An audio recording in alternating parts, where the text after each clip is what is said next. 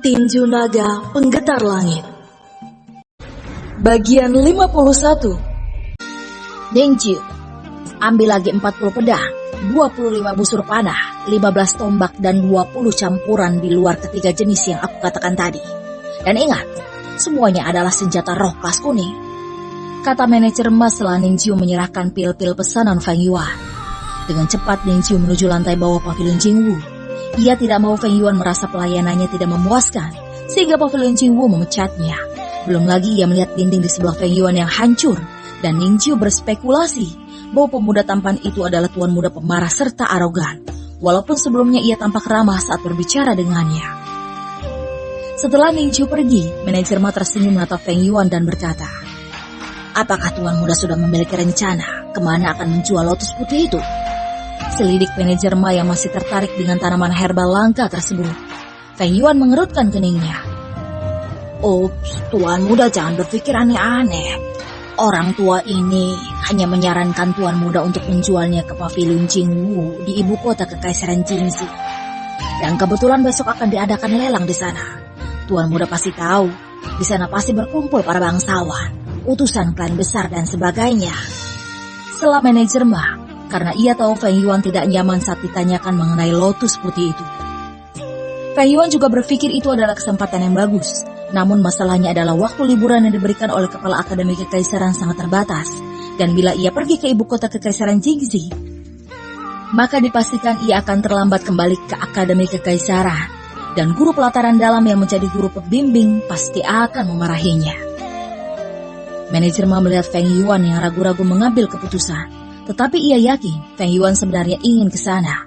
Kemudian ia berkata, "Bagaimana kalau tuan muda ikut bersamaku ke ibu kota, dan tuan muda bisa menaiki siluman burung milik pavilion Jingwu kami untuk pergi dan pulang ke kota Dayan ini lagi?" Feng Yuan sangat senang mendengarnya, karena dengan menumpang siluman burung itu, maka mereka bisa kembali secepat mungkin setelah acara lelang selesai dilaksanakan. "Baiklah, kapan kita akan ke sana?" Feng Yuan sudah tak sabar ingin mendapatkan ratusan ribu keping emas dari penjualan lotus putih miliknya tersebut. "Acara lelang akan dilaksanakan tengah hari besok, dan kita akan berangkat pagi, dan akan sampai ke sini lagi saat sore hari. Jadi aku merasa tuan muda masih bisa mengejar ketertinggalan waktu yang termakan lebih lama di Kekaisaran Jingxi ini." Manajer Ma tertawa terkekeh-kekeh, sehingga Feng Yuan tersenyum masam, karena tua bangka ini terlalu hebat dalam membaca isi pikirannya. "Kalau begitu kami akan kembali ke penginapan, dan aku akan menghampiri Nona Jiu untuk mengambil senjata roh kelas kuning, pesanan kami," kata Feng Yuan langsung berjabat tangan dengan manajer Ma, dan ia menangkupkan tinju untuk menunjukkan rasa hormat pada Tuan Liu yang ada di ruangan sebelah. Tuan Liu tersenyum dan melakukan gerakan yang sama.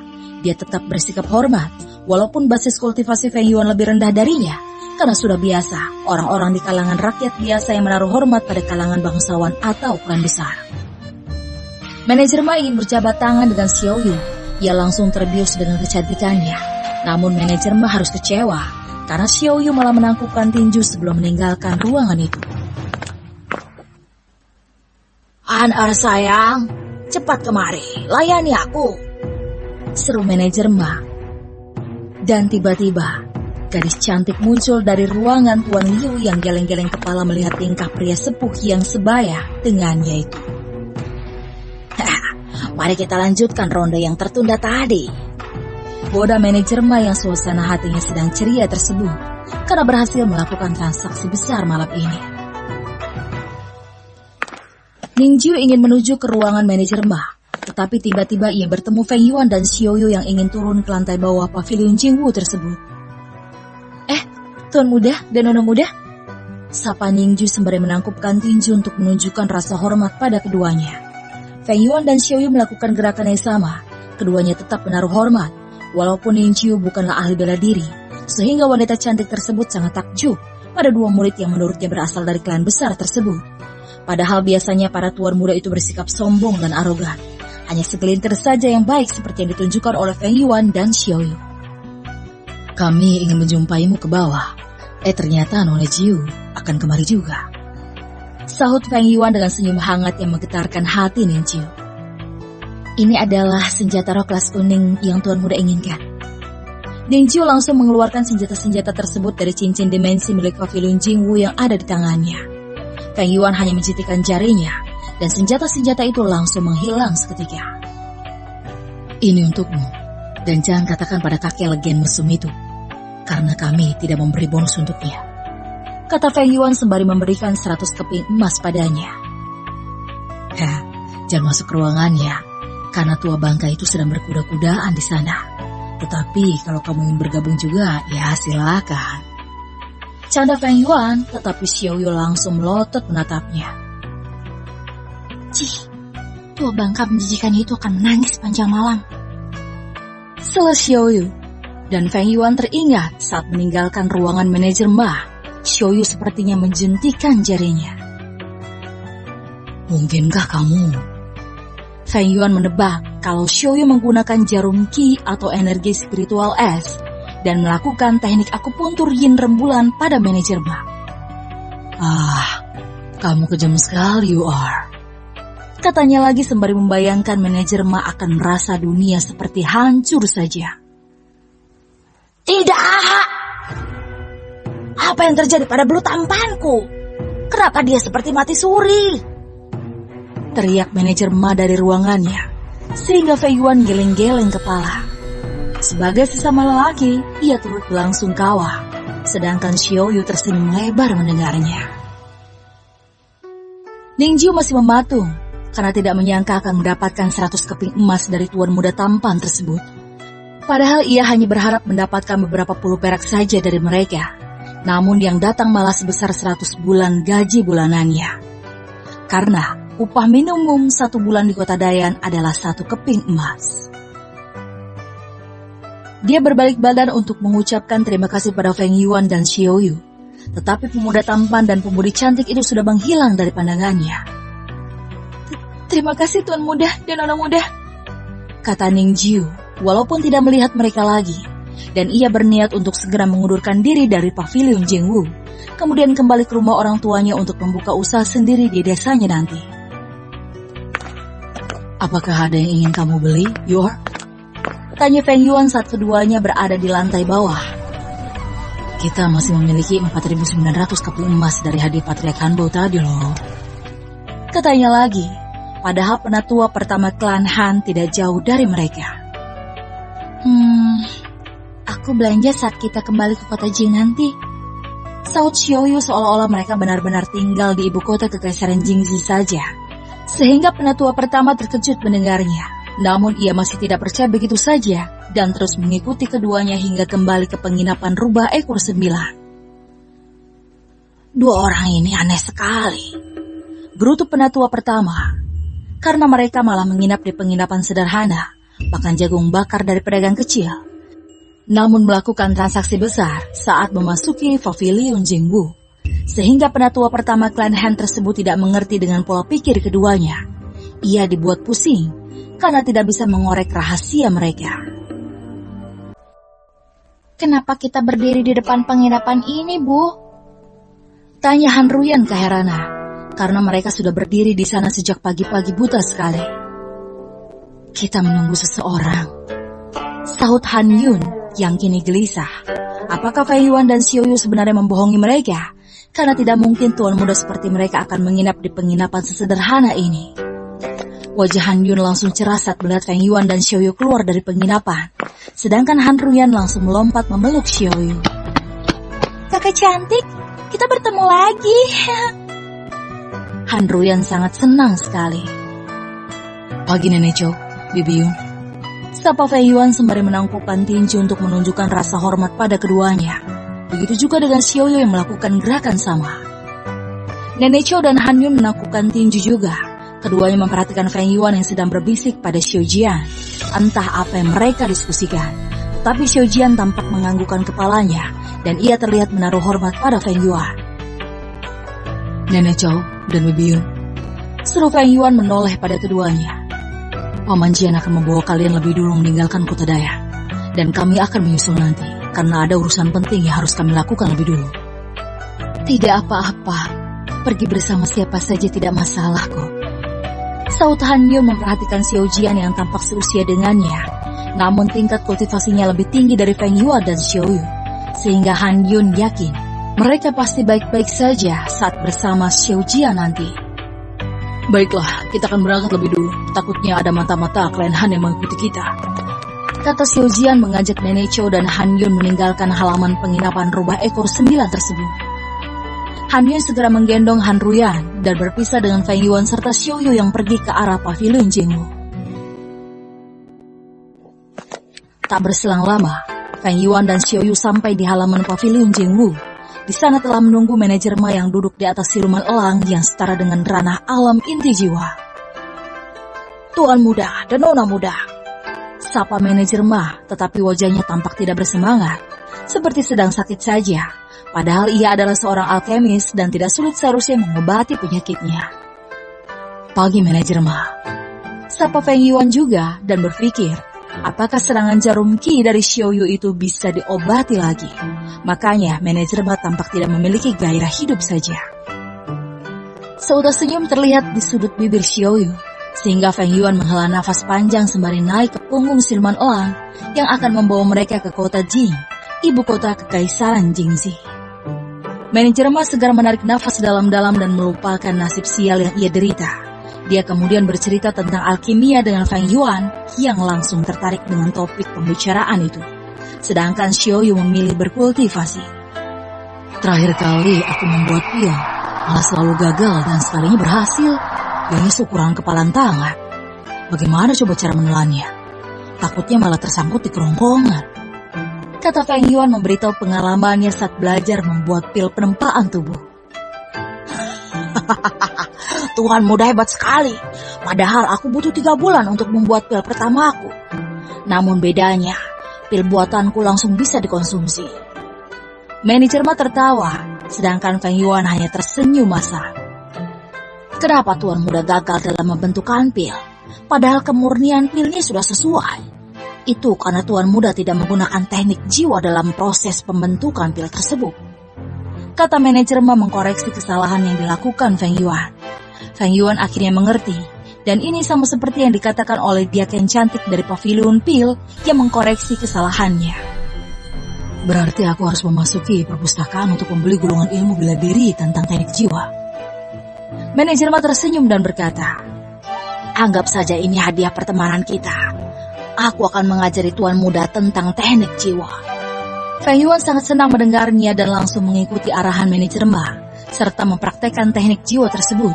Beberapa kali ia gagal melakukannya, tetapi manajer Ma dengan sabar mengajarinya, hingga tidak terasa mereka sudah mendarat di halaman pavilion Jingwu, kota Jing. Pavilion Jingwu di kota Jing tampak berbeda dengan pavilion Jingwu di kota Dayan, di mana di sini para karyawannya adalah seniman bela diri dan rata-rata berbasis kultivasi mereka adalah ranah Tianzun, sedangkan untuk penjaga keamanannya adalah ranah Seng. Feng Yuan kagum sekali dan teringat dengan pavilion Sengren cabang kekaisaran Su yang memiliki karyawan seniman bela diri dengan basis kultivasi sangat tinggi. Sedangkan untuk pavilion Sanghui memiliki kekaisaran Wei di kota Tianwu belum pernah ia masuki. Tetapi ia berpikir tidak akan berbeda dengan pavilion Jingwu ini. Para pengunjung yang datang hari ini adalah seniman bela diri dengan basis kultivasi tinggi, yang kemungkinan besar adalah utusan dari klan besar, seperti yang dikatakan oleh manajer Ma. Namun tiba-tiba mata Feng Yuan tertuju pada rombongan yang begitu familiar. Feng Yuan menangkupkan tinju sembari berkata, kita bertemu lagi pangerannya. Pangeran Wang Yan langsung terkejut melihat orang yang mengalahkannya di turnamen naga Xing Yun muncul di hadapannya. Sedangkan 2 pengawalnya langsung bereaksi untuk menyerang Feng Yuan, sehingga Feng Yuan mundur beberapa langkah. Apa yang terjadi?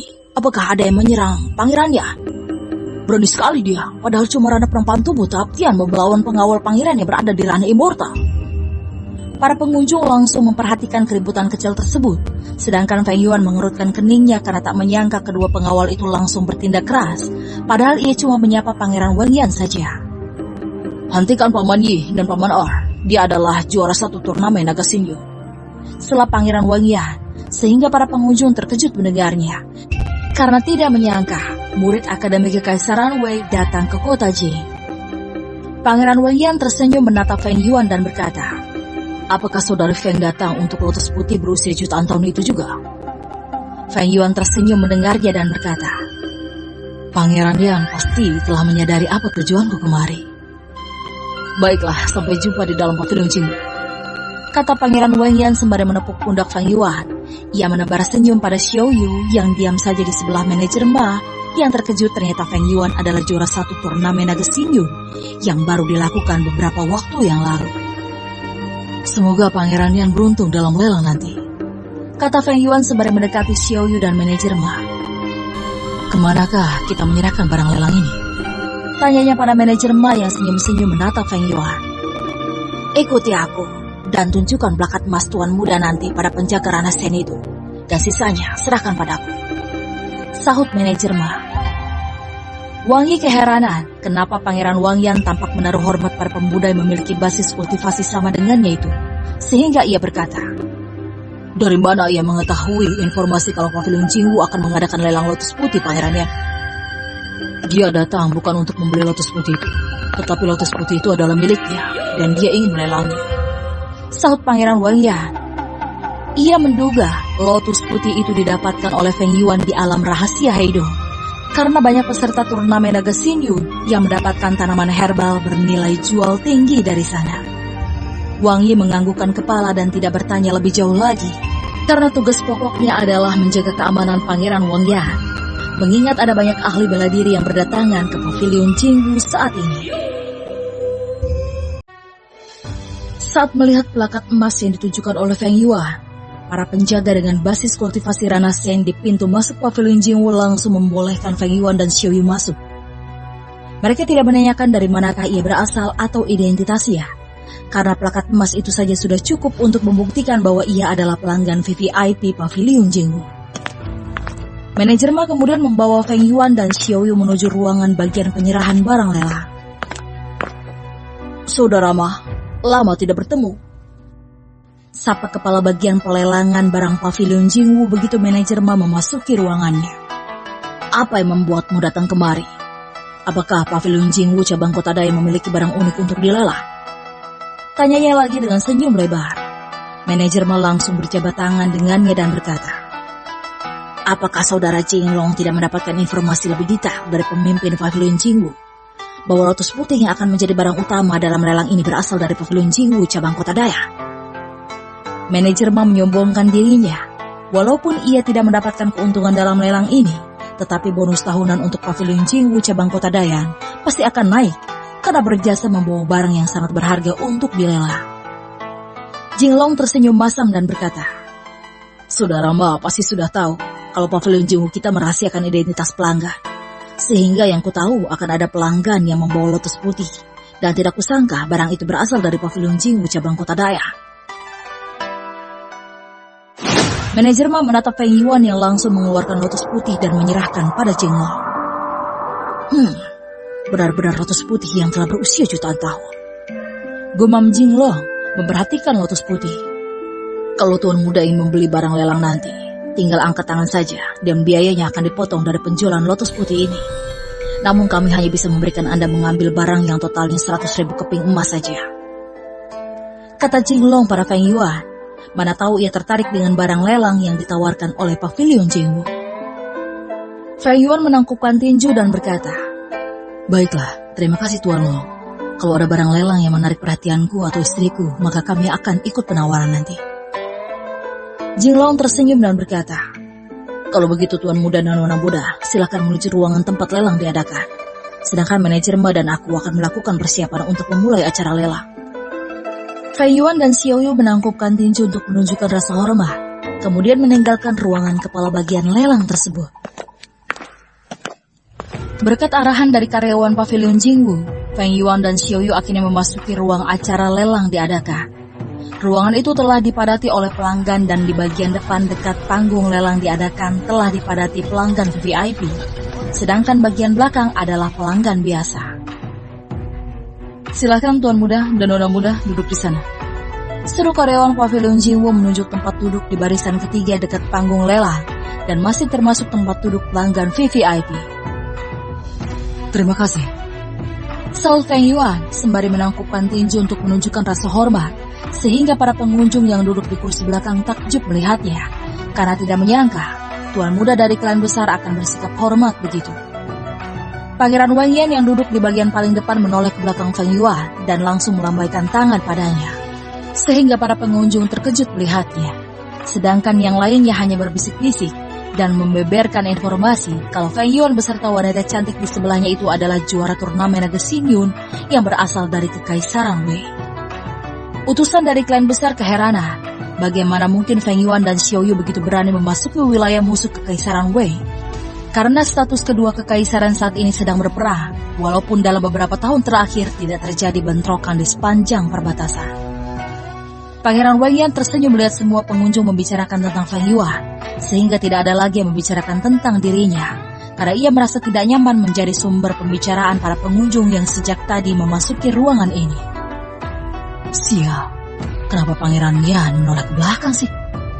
Bruto Feng Yuan tersenyum masa, karena banyak yang menyapanya. Ada yang sekedar berkenalan, dan beberapa tuan muda sepertinya tertarik pada Xiao Yu yang memejamkan matanya karena tidak tertarik bualan para buaya darat tersebut. Wanita cantik tiba-tiba muncul dari balik tirai di panggung lelang, sehingga suara gaduh seperti pasar di ruangan lelang tersebut mendadak berhenti, dan semua mata tertuju pada wanita cantik tersebut.